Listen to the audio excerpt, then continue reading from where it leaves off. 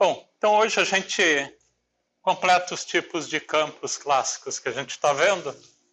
A gente vai ver o caso de campos de Fermi hoje. Então, campos fermiônicos e a equação de Dirac.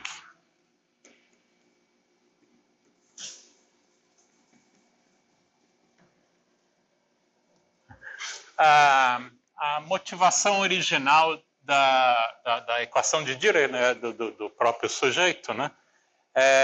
Dirac, em 1929, estava procurando uma equação para descrever férmions que fosse derivada de primeira ordem no tempo, como, por exemplo, a equação de Schrödinger. Mas tinha que ser um invariante relativístico, né? Uma equação que fosse invariante relativística e, ao mesmo tempo, recobrava a equação, por exemplo, de Klein-Gordon que a gente viu, né? Que corresponde à equação para energia e momento.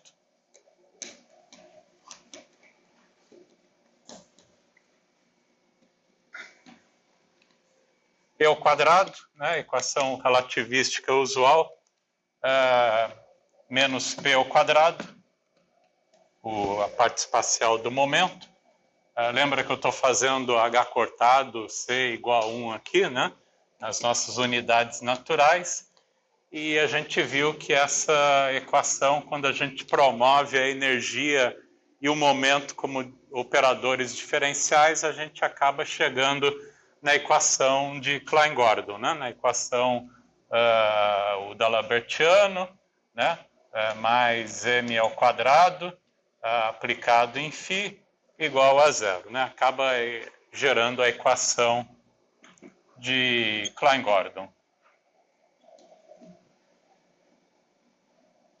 Então, Dirac estava exatamente procurando uma equação, primeira ordem no tempo, similar à equação de Schrödinger, né, da mecânica quântica, para poder descrever elétrons, mas que, ao mesmo tempo, fosse consistente com a equação de energia e momento.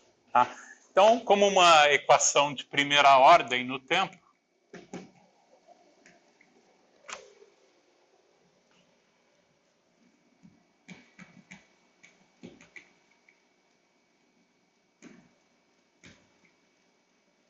e nas derivadas espaciais, ele propôs aí que essa equação tinha que ter uma forma, uma derivada primeira no tempo, né, de psi dt, e ele propôs que essa equação tinha que ser uma equação envolvendo menos i, que é um vetor alfa, produto escalar, o operador gradiente, a gente vai ver exatamente quem é esse sujeito daqui a pouco, e algum outro fator de proporcionalidade vezes a massa atuando em psi.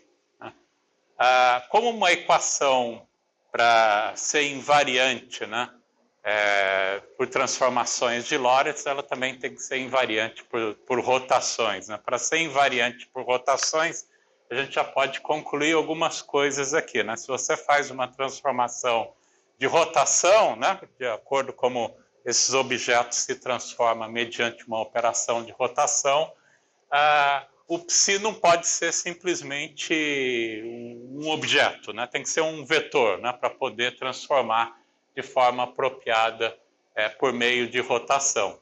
Da mesma forma, então, se psi não é mais um objeto de um único elemento, né, mas tem que ser um vetor, mesma coisa, esses alfas e beta não pode ser qualquer alfa e beta, mas tem que ter uma forma matricial para poder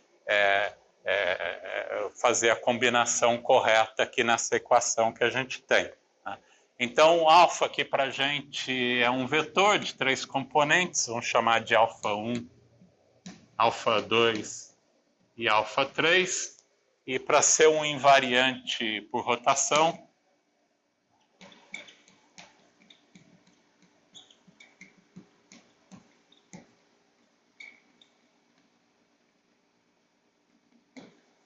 a gente precisa que alfa e beta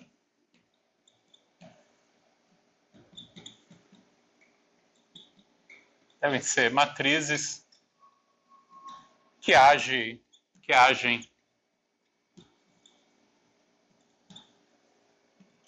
numa matriz coluna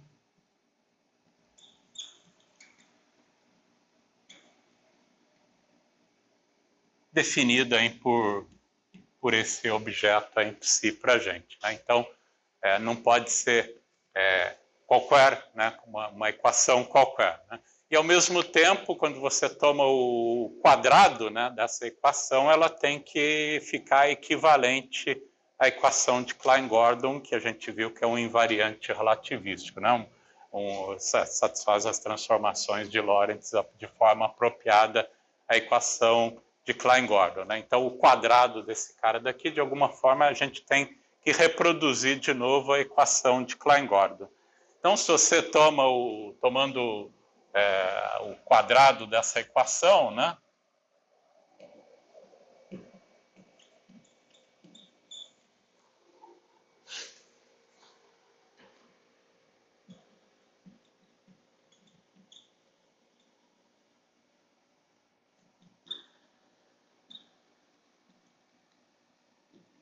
E igualando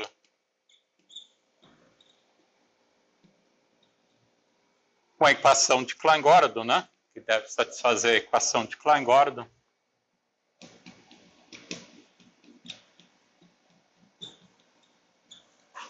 A gente pode tirar algumas propriedades a respeito dessas matrizes alfa e beta, né? O que elas devem exatamente satisfazer para a gente. Né? Então, toma o quadrado de ambos os lados dessa equação.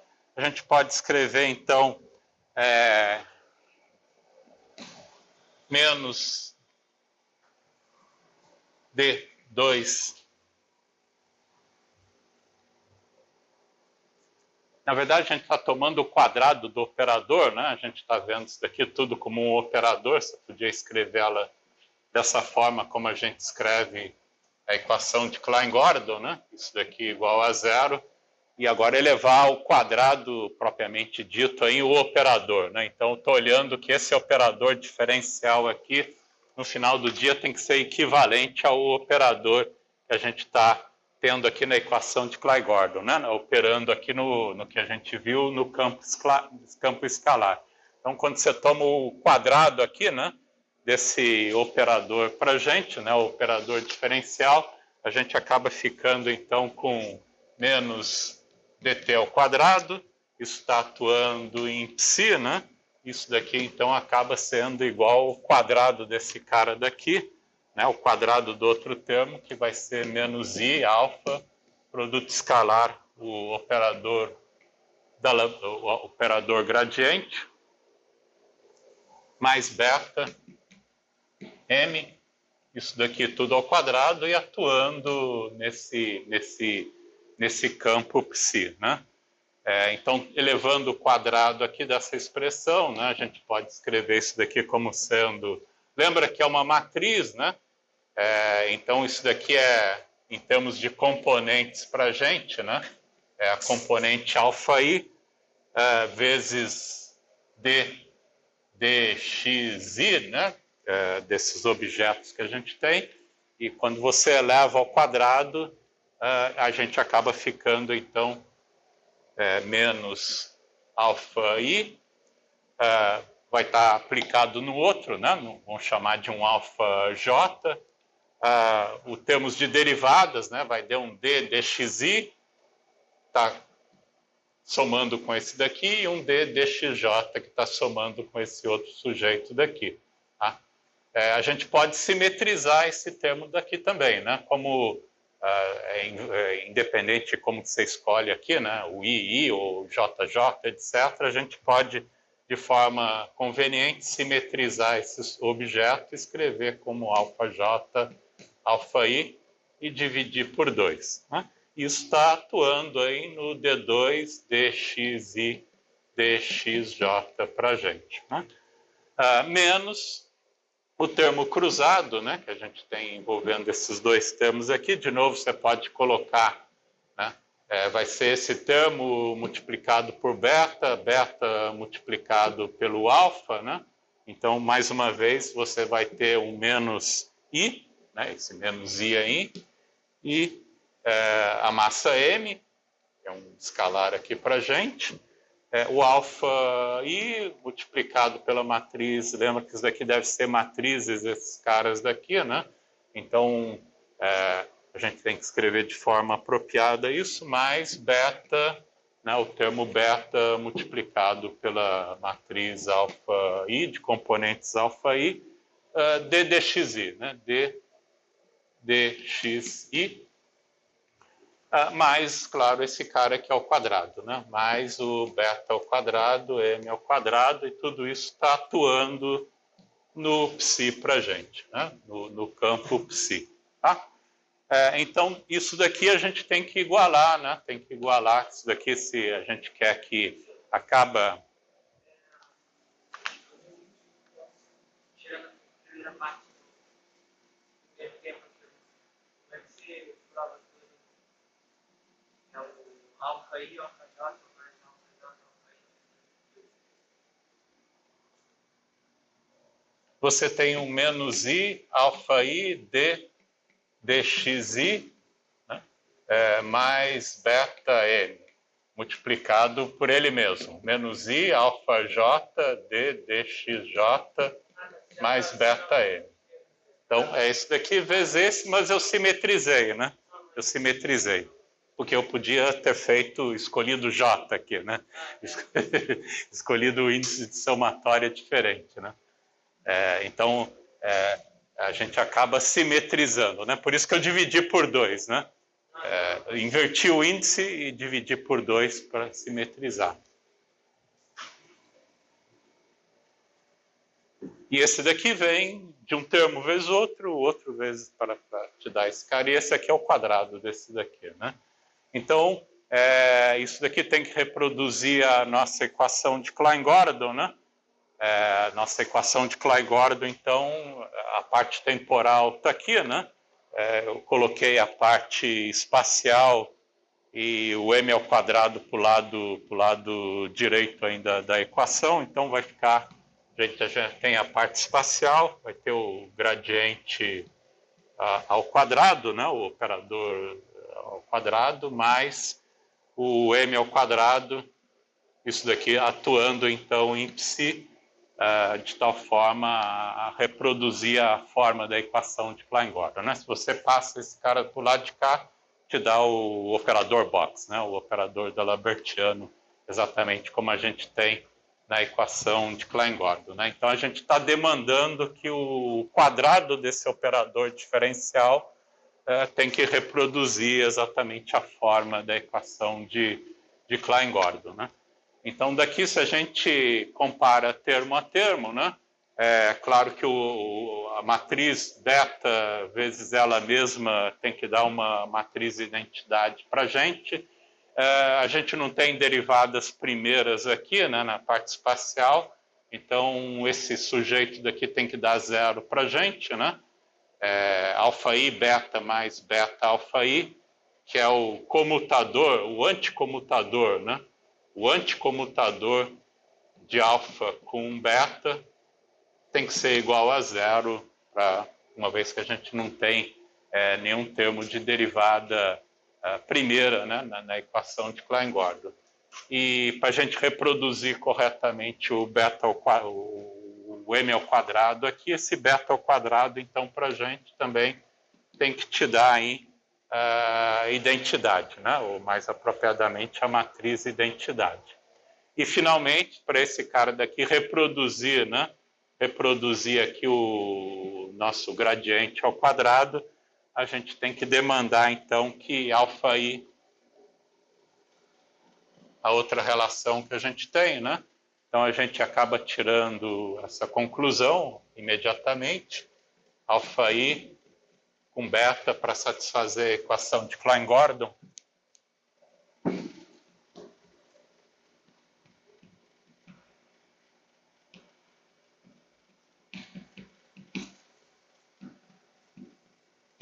a gente tem que demandar, então, que alfa-i,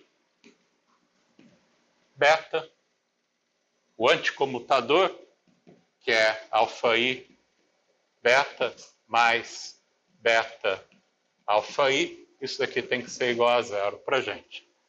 Beta ao quadrado tem que ser zero. Desculpa, beta ao quadrado tem que ser igual a 1. Beta ao quadrado tem que ser igual a 1, ou a matriz identidade. E, finalmente, isso daqui, de novo, é um anticomutador, né? De alfa-i com alfa-j com alfa-i, alfa-i, alfa-j mais alfa-j, alfa-i, que é o anticomutador de alfa-i com alfa-j. Isso daqui tem que te dar duas vezes, né? Tem que dar duas vezes um G e J, né? Para isso daqui ficar o I igual a J e te dar o operador aí, gradiente ao quadrado corretamente. Sinal menos já está aqui. Então, isso daqui para a gente tem que dar duas vezes, né? Um delta de Kronecker de I, J, de tal forma que I igual a J, isso aqui te reproduz de volta o gradiente ao quadrado. Tá? Então, se a gente demanda que o quadrado desse operador reproduza a equação de Clay-Gordon, essas são as relações que a gente acaba obtendo para esses objetos em alfa e beta. Né? O alfa, as componentes de alfa tem que anticomutar com beta, beta ao quadrado tem que ser igual a 1, e alfa-i e alfa-j, o anticomutador deles tem que ser 2, o delta de Kronecker, né, para te reproduzir exatamente. Então, se isso é satisfeito, a gente acaba, então, tirando essa condição, né, que o quadrado do operador diferencial ali acaba te reproduzindo a equação de Klein-Gordon. Beleza? Tá? Então, daqui a gente tem, é claro também, se o I for igual a J, né? Se o I for igual a J, isso daqui é simplesmente 2 para a gente. Para I igual a J, você vai ter alfa ao quadrado mais alfa ao quadrado, vai ser 2 vezes alfa ao quadrado igual a 2. Então, a gente também tem daqui automaticamente que alfa ao quadrado, né? O alfa-i ao quadrado também tem que ser a matriz identidade, né? Que a gente tira diretamente dessa relação. Então, alfa-i ao quadrado igual a beta ao quadrado tem que ser igual a 1. Então, essas são as condições que essas matrizes têm que ser satisfeitas, né? Dessas duas relações aqui também, né? Como o alfa ao quadrado e o beta ao quadrado igual a 1,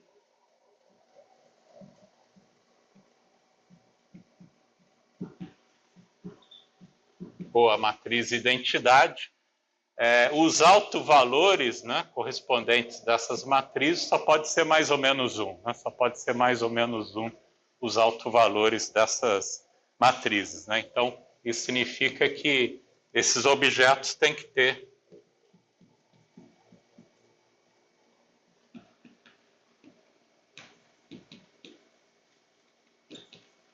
ou mais 1 ou menos 1. Né? São os autovalores correspondentes dessa matriz que sai diretamente dessa relação que a gente tem daqui. Tá?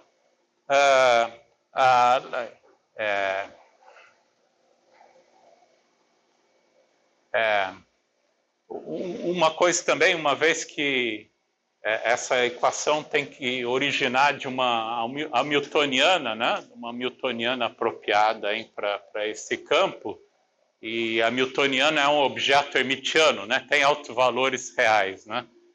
Então, automaticamente também a gente pode concluir que, como a hamiltoniana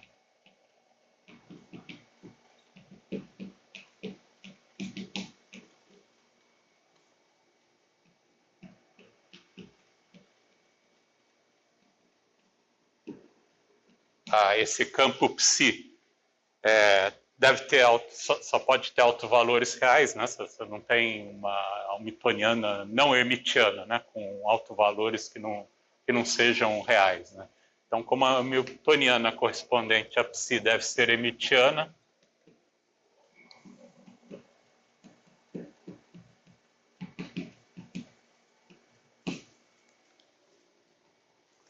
da mesma forma, né, esses alfa e beta também devem ser matrizes em hermitianas.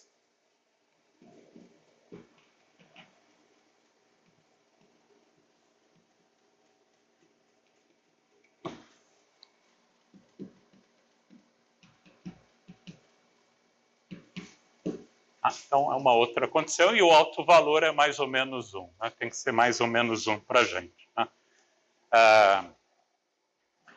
E do fato deles anticomutarem, né, a gente tira uma outra relação importante envolvendo esses alfa e beta, né, dessa relação de anticomutação.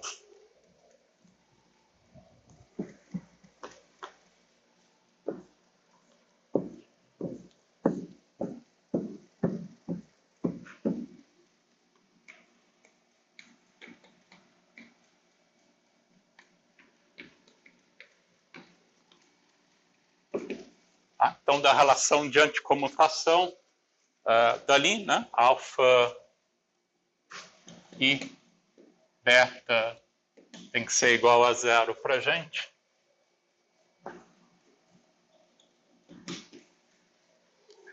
Ou seja, alfa i beta mais beta alfa i é igual a 0.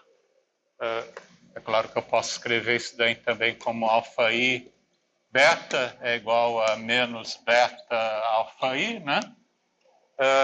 A gente pode aqui, por exemplo, como alfa ao quadrado e beta ao quadrado é igual a 1, a gente pode, por exemplo, multiplicar por ambos os lados dessa expressão por beta, né? Então, multiplicando ambos os lados por beta,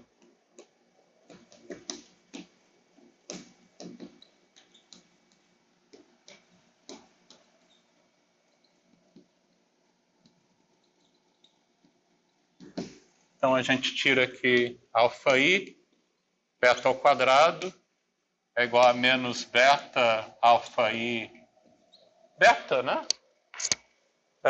É claro que o beta ao quadrado é igual a 1 para a gente, então isso daqui é alfa i, é igual a menos beta alfa i beta, a gente fica com essa identidade.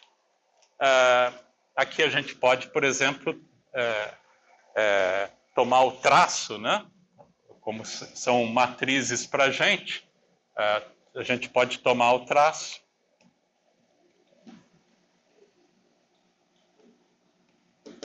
Então, a gente fica com o traço dessa matriz, alfa i, é igual a menos, né, o traço de beta, alfa i, beta. Mas o traço tem a propriedade de ciclicidade, né? Você pode rodar ciclicamente os elementos aqui do traço, daqui é a mesma coisa que menos traço de alfa i beta ao quadrado para a gente, e te dá de novo beta ao quadrado é igual a 1, né? Te dá menos o traço de alfa i. Como o traço de alfa é menos o traço de alfa, né? Significa que essas matrizes e os autovalores só pode ser mais ou menos 1, né? Então, você só tem uma possibilidade para essa matriz alfa, né? Que ela tem que ser uma matriz par, né? Se você tomar o traço de uma matriz, é a mesma coisa que a soma dos autovalores dela, né? Então, o traço da matriz é a soma dos autovalores. Para esses autovalores dá 0, né? Isso daqui a gente conclui automaticamente que traço de alfa i tem que ser igual a 0. Então, a soma dos autovalores é 0.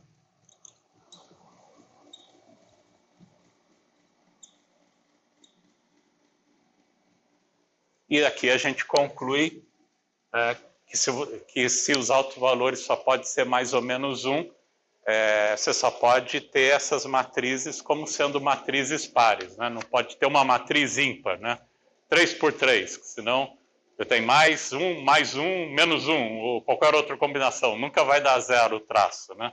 Então, essas matrizes necessariamente são pares.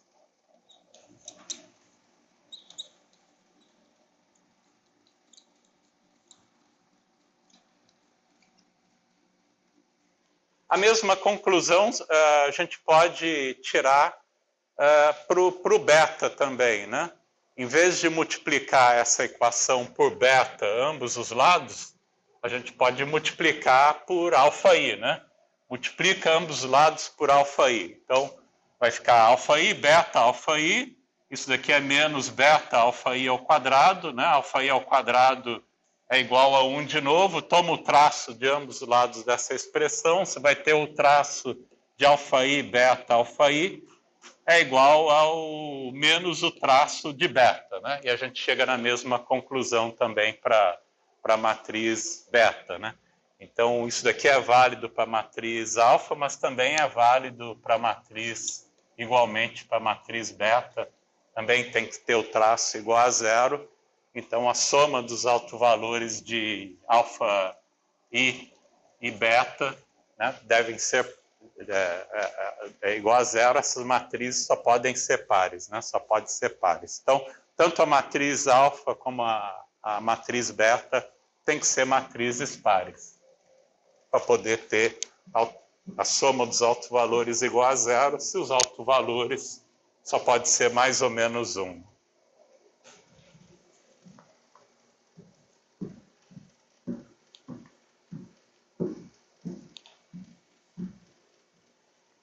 Tudo bem? Outra coisa que a gente tem aqui é que a gente tem 4 matrizes, né? Tem o alfa 1, alfa 2, alfa 3, que são matrizes pares e com autovalores mais ou menos 1, né? E o traço sendo igual a zero, e a quarta matriz beta, que também tem que anticomutar, né? Tem que anticomutar com as outras matrizes, né? Então, pelo fato dela anticomutar com as outras matrizes, ela tem que ser uma matriz diferente das matrizes alfa, né? Não pode ser uma matriz equivalente, né, às matrizes alfa. Tá? Então, é uma matriz diferente, uma quarta matriz independente que a gente tem. Então, a gente tem 4 matrizes que tem que satisfazer essas propriedades. E deve ser par, né? Você pode imaginar que a matriz mais simples, que com alto valor mais ou menos 1, é uma matriz 2 por 2, né? Uma matriz 2 por 2 é o caso mais simples que a gente tem. Então, que matrizes você poderia construir, né? Que teria 4 matrizes que anticomutam entre si, né? Tem autovalores mais ou menos 1 e satisfaz as propriedades, né? Você podia imaginar as matrizes de Pauli, né? Tal 1, tal 2, tal 3, né? As 3 matrizes de Pauli. Mas você não tem uma quarta matriz que anticomuta com as 3 matrizes de Pauli, né? Não existe nenhuma outra matriz independente, uma quarta matriz, né? Você não consegue construir. Então, a gente pode automaticamente dizer que uma matriz 2 por 2 não vai funcionar aqui, porque você não consegue achar uma quarta matriz que anticomuta com as demais matrizes, né? Matriz de Pauli tem exatamente essas propriedades de ter autovalores mais ou menos 1, tem traço igual a zero, etc. Mas são 3 matrizes, né? São 3 matrizes, você precisa de uma quarta matriz. Então, uma representação de matrizes 2 por 2 para esses objetos não serve para a gente, né? Então, a próxima ordem, que vai ser uma matriz par, só pode ser uma matriz 4 por 4. Então, automaticamente a gente acaba concluindo, né, que essas matrizes alfa e beta, né, devem ser matrizes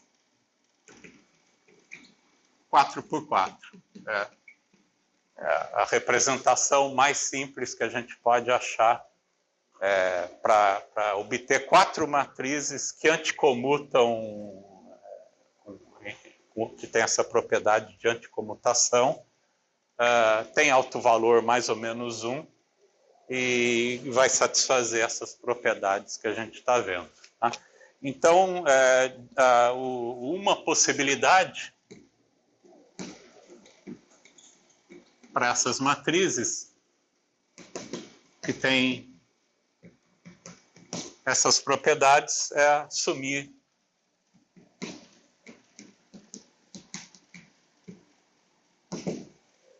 a gente pode tomar αi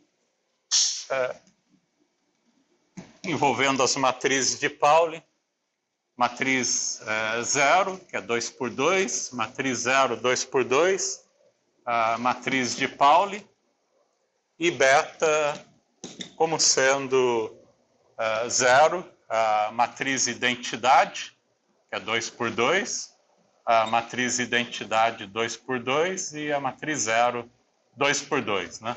Então, uma combinação desse tipo, você pode verificar que, de fato, satisfaz essas condições que a gente está colocando, né? Então, essa é uma possibilidade. Tem uma outra possibilidade também que você pode escolher. Isso daqui é o que usualmente a gente acaba denominando de representação de Weyl, que é mais conveniente para descrever a forma que a gente escreve a equação de Dirac, que a gente vai ver isso daqui a pouco. Uma outra possibilidade que a gente tem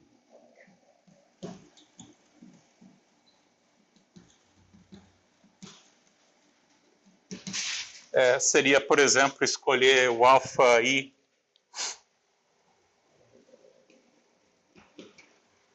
como sendo 0, inverter aqui a ordem desses objetos para a gente, a matriz de Pauli, e 0. E beta, a matriz beta escolhida como sendo a matriz identidade, né? A matriz identidade 2 por 2, 0, 0, e menos a matriz identidade 2 por 2, né?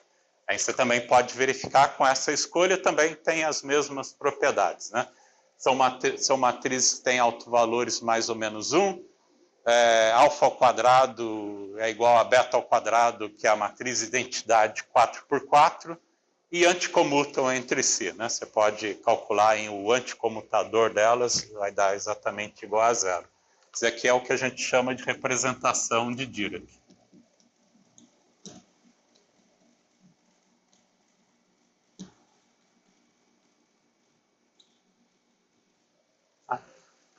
A gente vai estar trabalhando com a representação de Weyl, que vai ser mais, a gente vai ver, vai acabar sendo mais conveniente para a gente, né?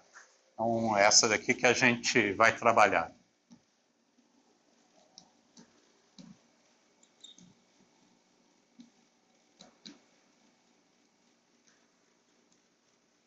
Mas, lembrando que pode ter outras representações. Então, essa é uma combinação de matrizes que acaba satisfazendo essas condições que a gente obteve e acaba reproduzindo, né? O operador daquela equação diferencial ao quadrado reproduz a equação de Klein-Gordon de forma apropriada. Tá? Lembra dessas propriedades? Daqui a pouco a gente vai voltar nelas de novo.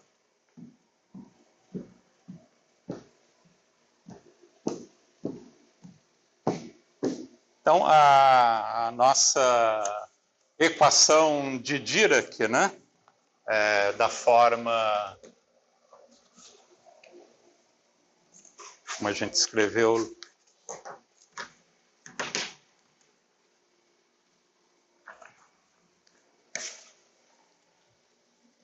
menos I de psi dt é igual a menos I alfa, produto escalar com operador gradiente, mais beta m psi.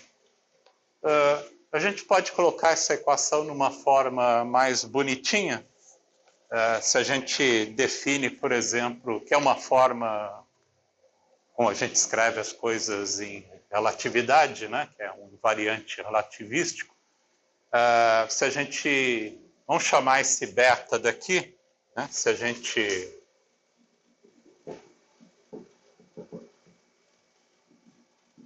vamos chamar beta de uma componente gama zero e o produto de beta com alfa de uma componente gama i. Isso a gente chama beta vezes alfa i igual a o gama i. Tá?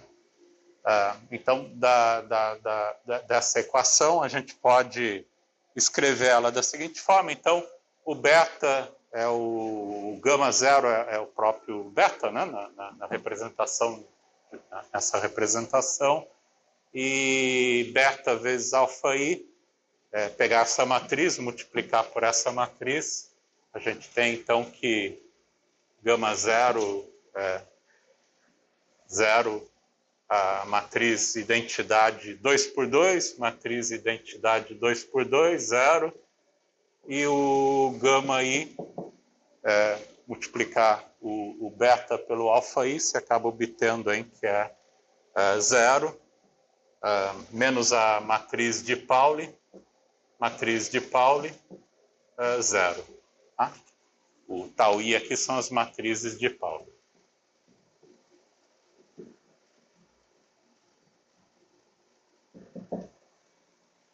Então, a gente fica com esse formato aqui para essas matrizes gama zero, gama i. Tá? E aqui também a gente pode multiplicar, né? Se a gente multiplica, é mais conveniente a gente multiplicar pela esquerda essa equação por beta, né? De tal forma aparecer um produto aqui, beta alfa i para a gente, né? Que a gente vai chamar de gama i. E mesma coisa, vai aparecer um beta ao quadrado aqui, que é igual a 1. Então, multiplicando pela esquerda aqui essa equação por beta, né? A gente fica, então, com I beta de psi dt. Isso daqui é igual a menos I beta alfa, que a gente pode colocar em termos de componentes de uma vez. DI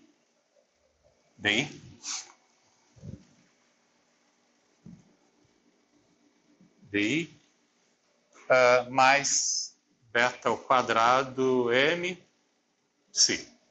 Tá?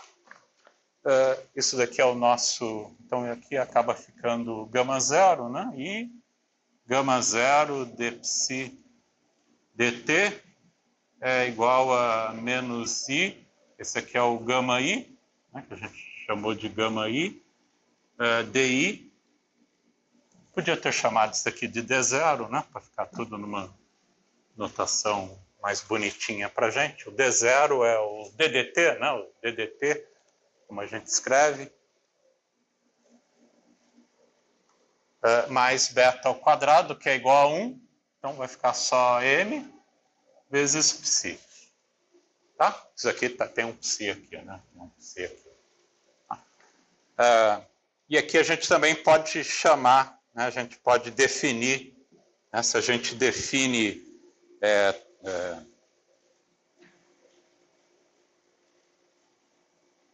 que eu ia fazer aqui? Não, é isso mesmo, tá.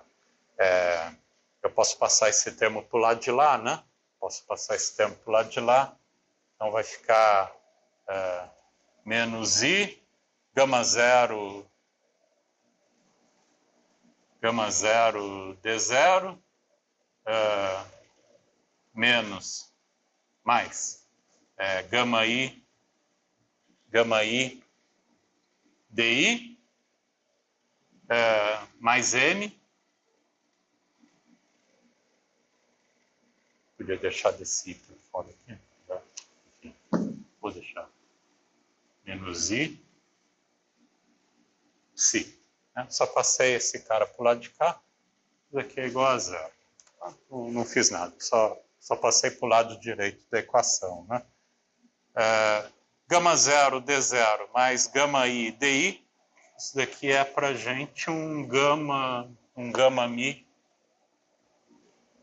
né? É um gama mi, dmi.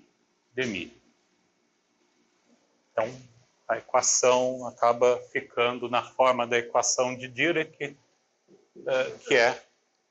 Para seguir o que é outra variante.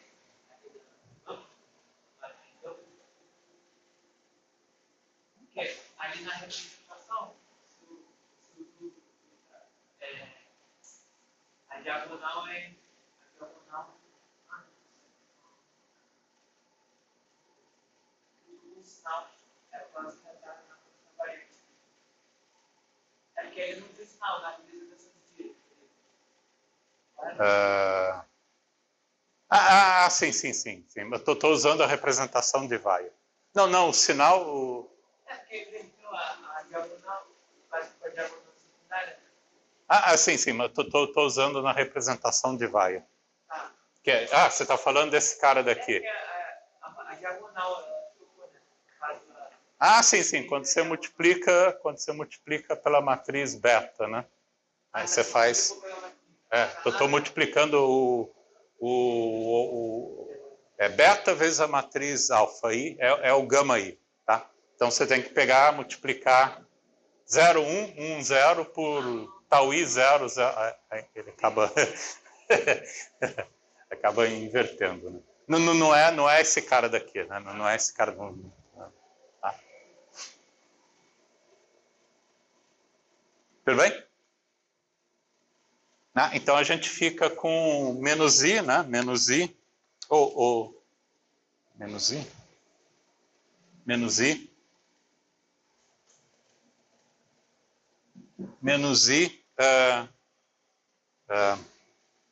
gama mi,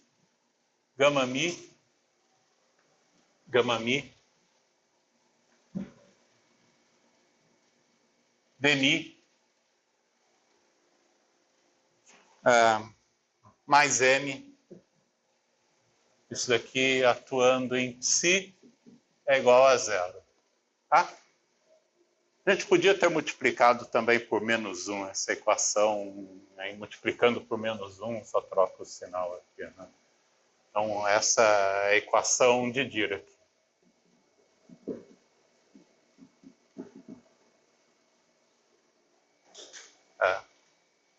Que é escrever essa expressão de uma forma conveniente, né? Como um invariante relativístico automaticamente aqui para a gente, né?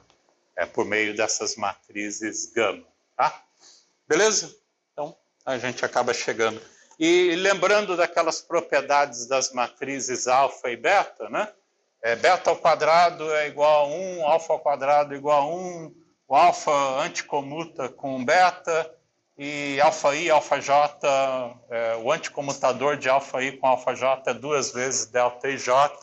A gente tira também as propriedades que satisfaz, né, essas matrizes gama 0, gama I, ou a matriz gama mi aí para a gente, né? Então, das propriedades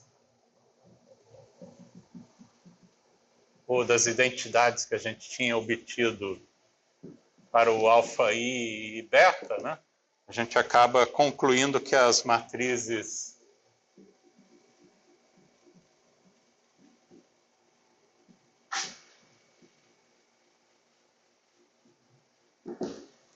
o anticomutador de gama mi com gama ni, isso é 2G mi ni, né, o tensor métrico. O gama 0 ao quadrado é igual a 1, né, que é o beta ao quadrado.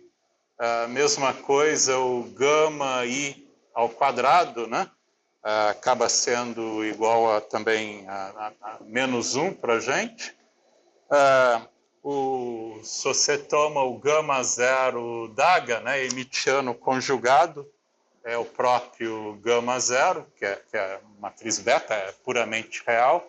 Esse cara daqui envolve as matrizes de Pauli, né, que envolve o imaginário lá dentro delas. Então, se você tomar o gama I daga, né, o hermitiano conjugado, isso daqui é a mesma coisa que menos gama I, troca de sinal. Tá? Então, a gente acaba obtendo essas propriedades para essas matrizes gama, né, ou as matrizes de Dirac. Né? A gente acaba chamando as matrizes gama de matrizes de Dirac, que sai daquelas propriedades que a gente viu envolvendo as matrizes alfa e beta, acaba satisfazendo essas relações. Beleza?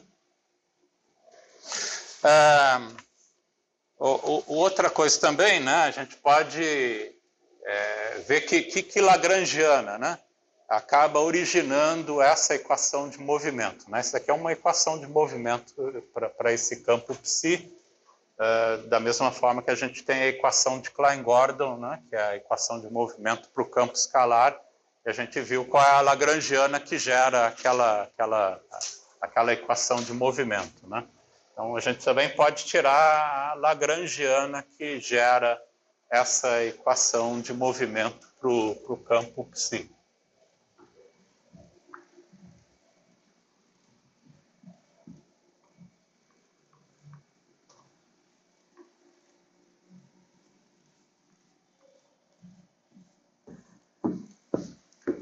Uma outra coisa antes de fazer isso, a gente também a gente pode olhar para o hermitiano conjugado dessa equação, né? O equivalente ainda à equação de movimento como essas matrizes gama aqui são matrizes complexas para a gente, né? Acaba sendo em matrizes complexas. A gente pode ver como é que é a equação de movimento para o hermitiano conjugado, né? O correspondente para o hermitiano conjugado aqui desse campo psi. Tá? Para isso, a gente pode definir um outro objeto envolvendo aí esse campo de Dirac, né? O campo psi. Se a gente define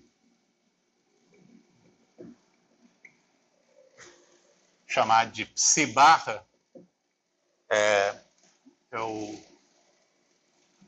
o psi daga, o hermitiano conjugado desse campo, multiplicado por gama zero. É uma definição.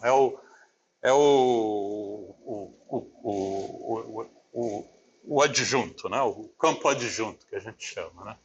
O adjunto. Enfim, não dá nenhum nome aqui. Chamar de psi barra. Tá?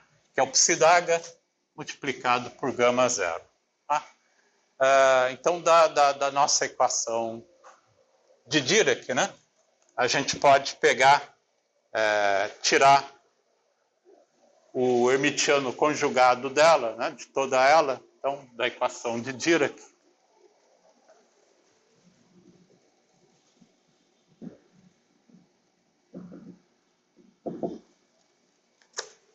Tira o hermitiano conjugado.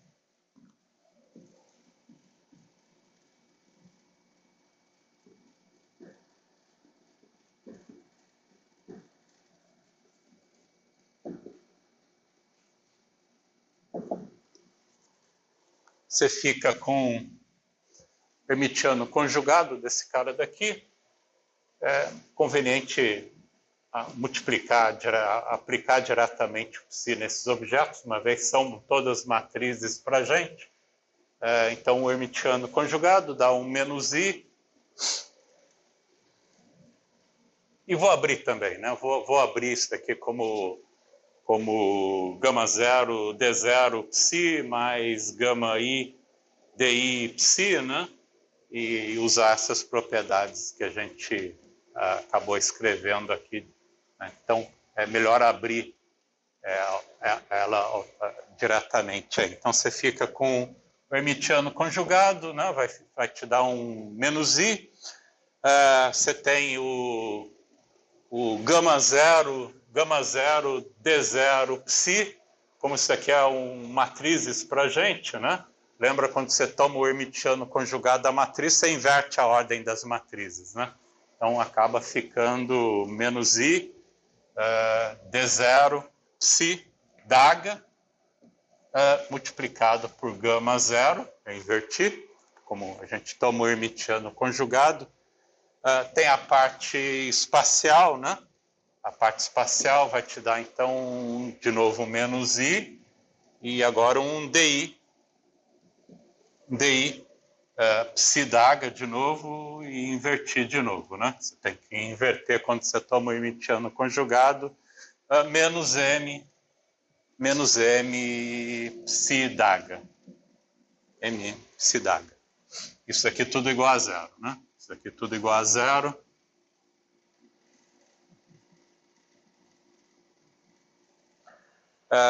E aqui a gente pode, por exemplo, que eu quero criar alguma coisa com esse objeto aqui, psi barra, né? Então a gente pode multiplicar todo mundo aqui pela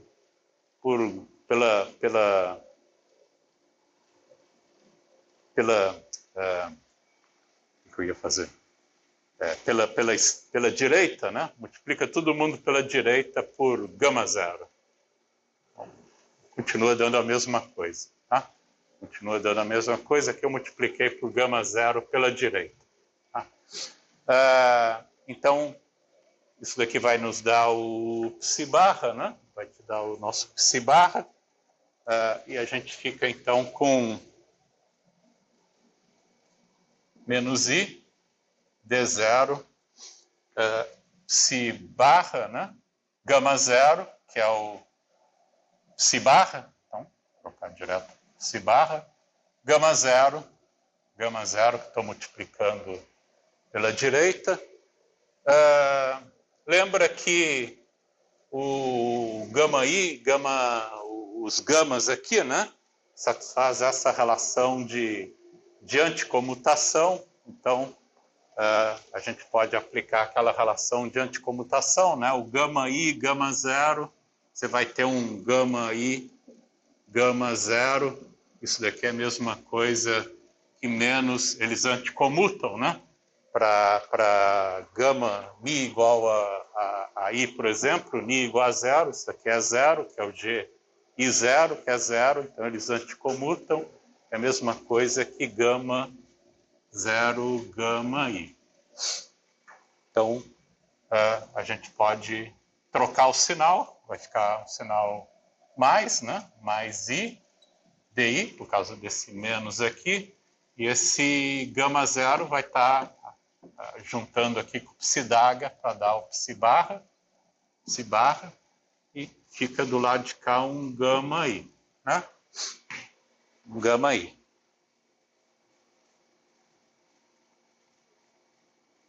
E menos M psi barra, psi-daga gama zero, que é o psi barra.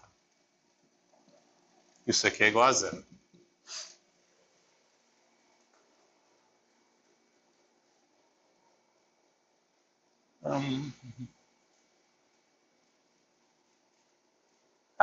Esqueci de fazer mais uma outra coisa aqui, né? Quando eu tirei o hermitiano conjugado, né? Quando eu tirei o hermitiano conjugado, na verdade, ficou esse cara daqui, né? Que eu esqueci. O hermitiano conjugado do gama zero, o hermitiano conjugado do gama zero é o próprio gama zero, mas o hermitiano conjugado do gama I é menos gama I, né? Então, esse cara aqui, na verdade, é menos gama I.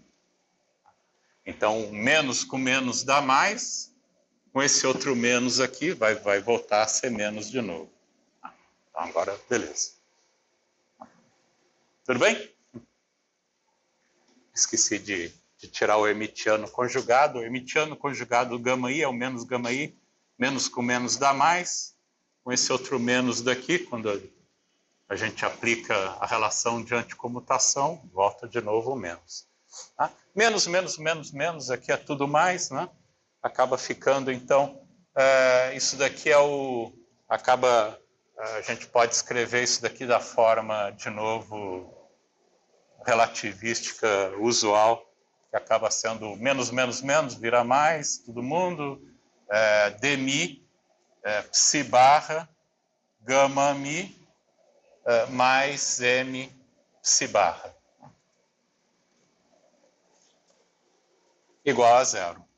Então, é o equivalente do hermitiano conjugado, né?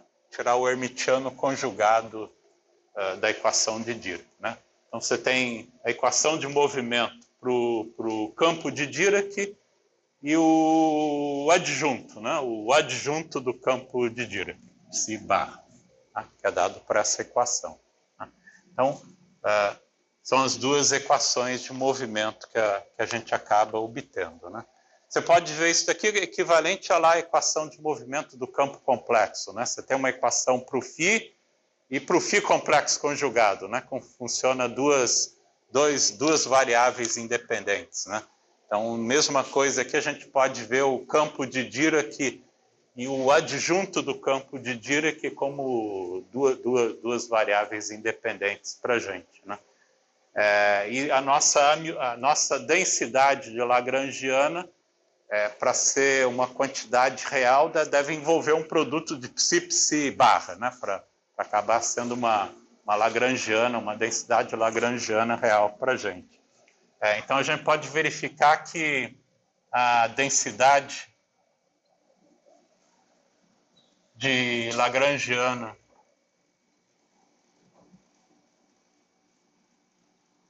um exercício para vocês que gera essas equações de movimento.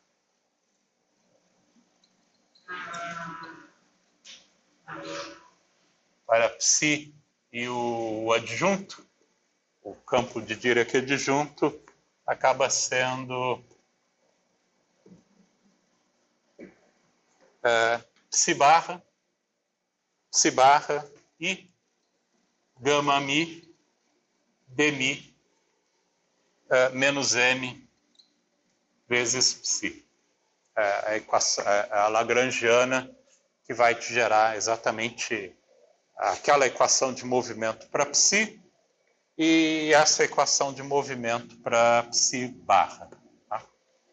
Se você aplica a equação de Euler-Lagrange para esse objeto.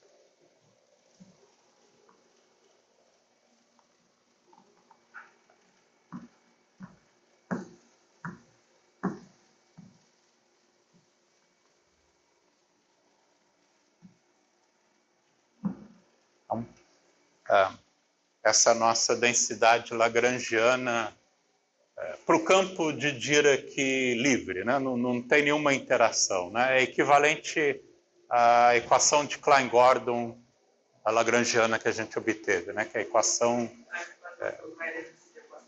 Oi? Exatamente, né? dl de psi menos dmi dl de dmi de psi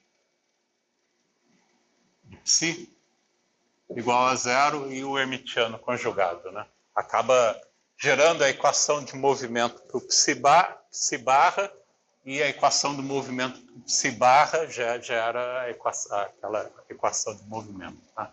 Então, se você aplica a equação de Euler-Lagrange, né, para essa lagrangiana, para psi, né, gera a equação de movimento para psi barra, e a equação de Euler-Lagrange para psi barra gera a equação de movimento para... Então, é um exercício que vocês podem fazer para obter exatamente essas equações de movimento usando essa densidade de Lagrangiana. Tá?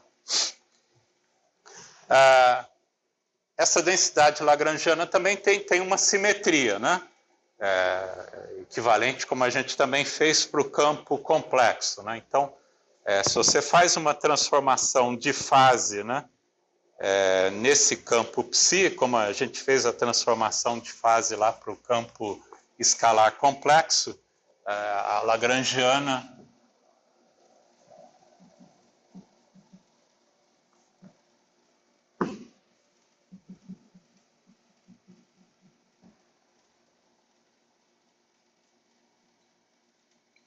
é invariante. Você pode verificar que ela permanece invariante pela transformação.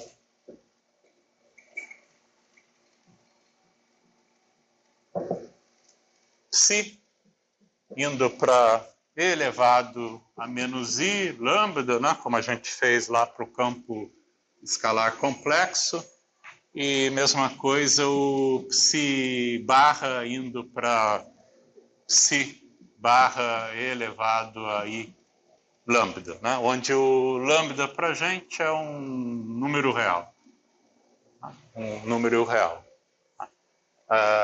Isso você pode verificar automaticamente e acaba satisfazendo, né? Aparece só combinações psi barra psi, então qualquer transformação de fase desse tipo, a densidade lagrangiana é automaticamente invariante, né? Acaba sendo invariante para uma transformação, né? como a gente obteve lá para o campo escalar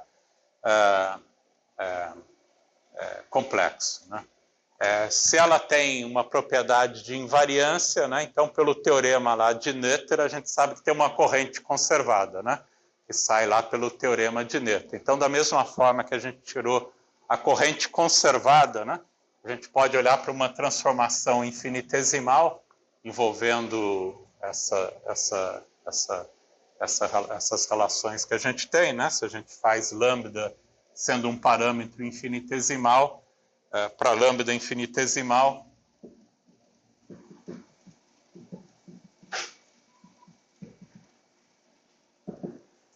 Então, o psi, né, vai para um psi linha, que é igual ao psi, expandindo esse cara daqui, que é menos i lambda psi.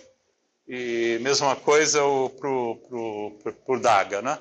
Mesma coisa para o Daga, uma transformação infinitesimal acaba sendo a mesma coisa para a gente, né? Envolvendo o psi-Daga. Então a gente viu que para uma transformação infinitesimal envolvendo psi e psi barra, né? Dado desse jeito, a gente tem uma corrente, né? A corrente de Noether,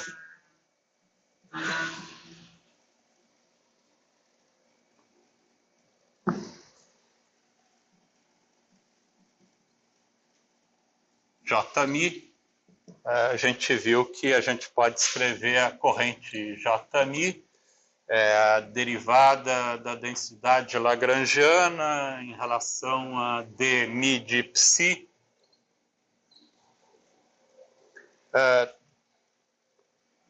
delta psi, quanto foi a variação do psi, né, por meio dessa transformação. Tem o hermitiano conjugado também, né? Você acaba obtendo o equivalente aí do hermitiano conjugado para ela. A gente acaba tirando a corrente de Noether em associada, que vai ser Jmi. Jmi acaba sendo psi barra, usando a densidade lagrangiana que a gente escreveu, daquela relação da corrente de Noether, a gente acaba obtendo gama mi psi. É a corrente relacionada a essa propriedade de transformação, né, de invariância, né? E é uma corrente conservada, né? Essa corrente é conservada. A gente pode verificar também rapidamente.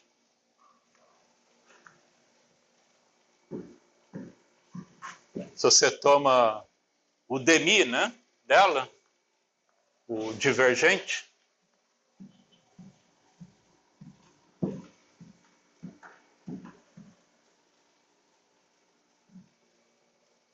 dmi Jmi, aplica o dmi, né, no que a gente tem aqui, você vai ficar então dmi psi barra gama mi psi mais psi barra gama mi dmi de psi. Que a gente pode também usar as duas equações aqui de movimento, né? Se você multiplica Você pode multiplicar ambos os lados aqui por I, né? Multiplica todo mundo por I. Multiplicando por I, então você vai ficar com I dmi psi barra gama mi mais psi gama mi I dmi de ter deixado esse I aí. I gama mi dmi de psi. Mas esse cara daqui, né? Esse cara daqui é o... vem aqui da equação de movimento da m psi, né? M psi. Aqui. M psi. E esse outro cara daqui, né?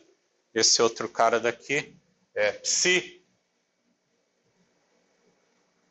Quer dizer, dmi, né? I dmi psi barra gama mi é o menos, né? Menos m psi barra. Então, esse cara daqui é o... esqueci de multiplicar aqui por psi, né? Esse cara daqui é menos m psi barra.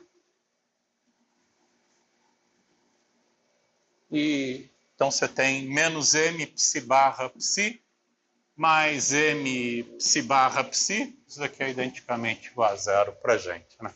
Como consequência das equações de movimento para psi barra e para psi. Então, automaticamente a gente conclui que dmi jmi é uma corrente conservada, né? É a corrente de Noether conservada exatamente como consequência da invariância da Lagrangiana por meio de transformações desse tipo. Tá? Então, isso nos dá a corrente conservada, né? Corrente conservada de Noether é exatamente essa daqui. Tudo bem?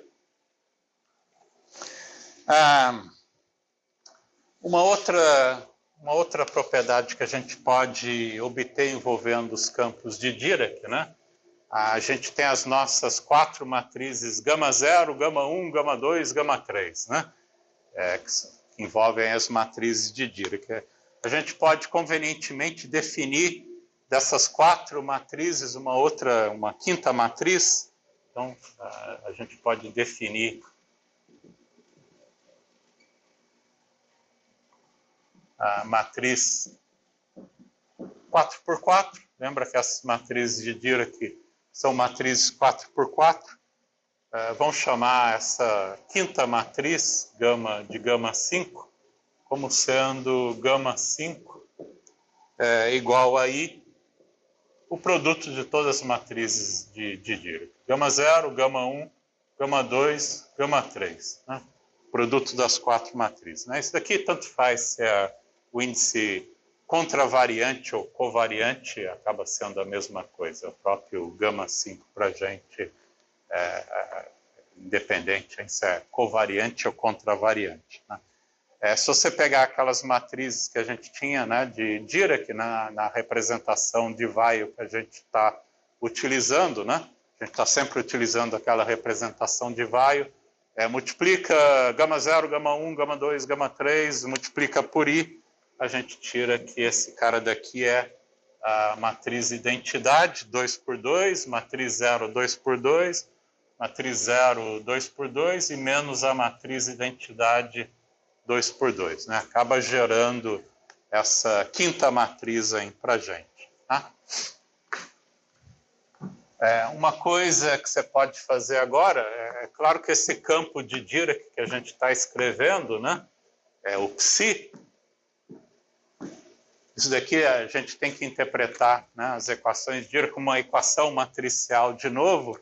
Então, você tem essas matrizes 4x4 estão atuando aí numa matriz aí, ou linha ou coluna, né? Dependendo aí se você trabalha com o hermitiano conjugado da equação ou a equação original de Dirac, né? Então, esse objeto aqui é um objeto com 4 elementos, né? Um vetor, né? Tem que ser um vetor com 4 elementos para a gente, né? o que acontece se a gente multiplicar esse objeto por gama 5, né? Então, se você pega e multiplica por gama 5, dessa estrutura aqui, a gente vai acabar vendo como é que se comporta esse campo de Dirac aí, ou como que ele se divide de forma apropriada, né? Então, por meio desse gama 5 aqui também, né, a gente pode definir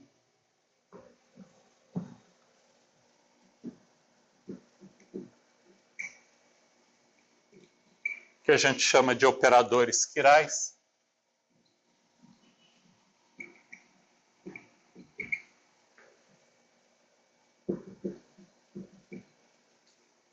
Vou chamar de PR e PL. Por que é PR e PL? A gente vai ver daqui a pouco. PR é definido como 1 mais gama 5 dividido por 2, que é a matriz identidade 4x4, né? Mais a matriz em gama 5 dividido por 2, acaba te dando a matriz identidade 2x2, 0, 0, 0. E o PL é a matriz identidade 4x4, menos o gama 5, sobre 2, e vai separar com sinal menos aqui, com menos vai te dar o 0, 0, 0 e a matriz identidade 2x2. Tá? Então, acaba ficando esses dois objetos para a gente. Tá? Agora, como a gente tinha falado, né, esse campo de Dirac é como se fosse um vetor para a gente. Né? Psi1, Psi2, Psi3, Psi4, a gente pode dividir em 2 elementos e outros 2 elementos, chamar de Psi-R e Psi-L.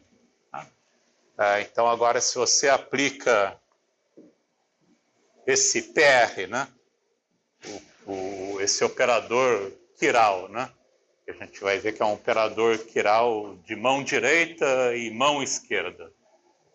Nesse campo Psi, o que ele faz vai separar só essa componente aqui para a gente, né? Acaba separando só essa componente aí, que é o Psi R0. E mesma coisa se você aplica agora o PL, né? No nosso Psi, vai separar só essa componente aqui, 0 Psi-L. A gente chama o Psi-R de espinor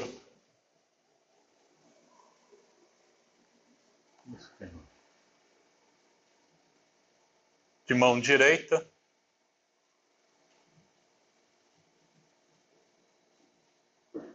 E o Psi-L é um espinor de mão esquerda.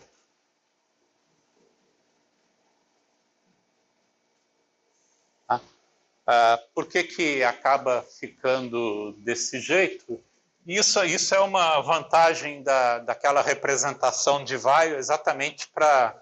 ela acaba separando, né, o campo de Dirac exatamente nessas componentes, né, que a gente chama de componentes de Weyl, né? É como se fosse um espinor, um campo de Weyl de mão direita e um campo de Weyl de mão esquerda. Né? Então, isso aqui sai exatamente como consequência daquela representação de Weyl. Então, por isso que ela acaba sendo útil para a gente, e isso forma uma representação irredutível, né, do grupo aí, do grupo de Lorentz, né, envolvendo as transformações do campo de Dirac. Né? Acaba sendo né, em termos desses espinores, né, acaba sendo uma representação irredutível do grupo, né, do grupo de Lorentz envolvendo o campo de Dirac. Isso só sai naquela representação de Weyl. Né? Então, por isso que acaba ela sendo útil usar aquela representação.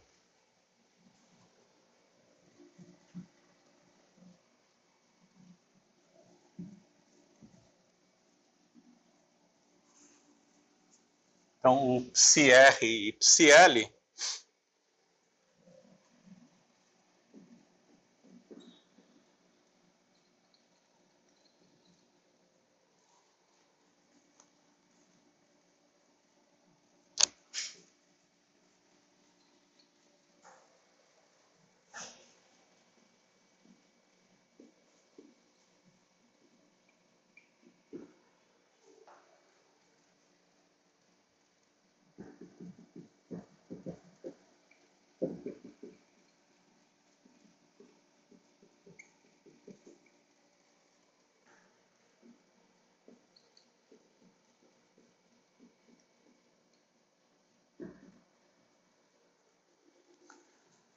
E por que a gente chama de mão direita, mão esquerda? A gente pode ver como que o psi-R e psi-L se transforma, por exemplo, para um operador de helicidade. Em mecânica quântica, vocês acabam vendo isso, né? Eu acho que é em mecânica quântica 2, provavelmente, vendo os operadores de helicidade lá na mecânica quântica, né? Então, o psi-R e psi-L, né, acaba formando aí os autoestados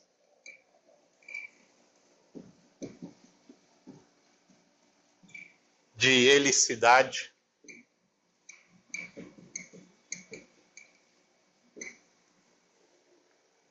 de mão direita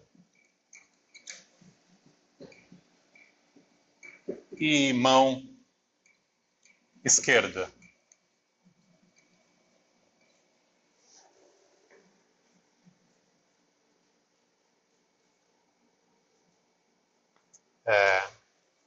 O que a gente pode definir, se você toma as matrizes de Pauli, né, a matriz de Pauli, produto escalar com momento linear, agindo em psi-R, você pode verificar que isso tem alto valor positivo, isso daqui dá o próprio psi-R para a gente, e se você tomar a matriz de Pauli, produto momento linear com psi-L, isso te dá menos o psi-L. A matriz de Pauli, né, alguma coisa está na direção de spin, né, associado com spin, né? Então a gente está olhando para aqueles o momento e o spin estão alinhados, né? Tem a mesma alinhamento. Então, se isso tem alto valor igual a 1, a gente diz que esse spin tem helicidade de mão direita, né? Se eles são anti-alinhados, né? São anti-alinhados, tem alinhamento oposto, então o que a gente chama de mão esquerda, né? Então, esse exatamente a interpretação aí desse produto escalar, né? Te dá exatamente a helicidade, né, do spin, né? Se está na direção do momento, se o spin está na direção do momento linear ou na direção oposta do momento linear, né? Então, o psi-R tem alto valor 1 e o psi-L menos 1, então eles têm helicidades distintas em um e o outro, né? Um tem helicidade de mão direita e o outro cara aqui helicidade de mão esquerda, né? É o significado desses objetos aqui para a gente, né? Então, o gama, né? O gama-P, na verdade, aqui eu tinha que dividir isso daqui pela magnitude do momento de forma apropriada, para ter alto valor 1 normalizado aí. O P, né? O P dividido por módulo de P é o vetor, né? Na direção do momento linear, né? O vetor unitário na direção do momento linear, né? E o gama, né, a matriz de Pauli tal, um vetor unitário na direção do momento, é uma medida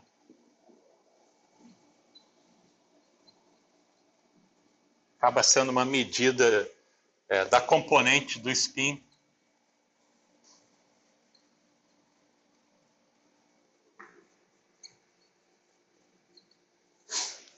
na direção do momento.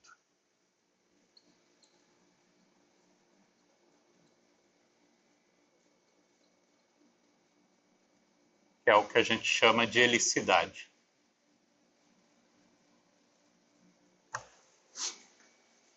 Então, esse é o significado desses objetos, né? Então, usualmente a gente chama o psi-R e o psi-L, como eu falei, de férmions de Weyl, né? São objetos de duas componentes, né? Lembra que o psi é um objeto de 4 componentes, então duas componentes funciona de helicidade de mão direita e outras duas componentes de helicidade de mão esquerda, né?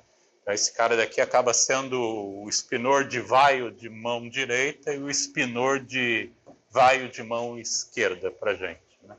Que satisfaz aquelas propriedades lá. Tá?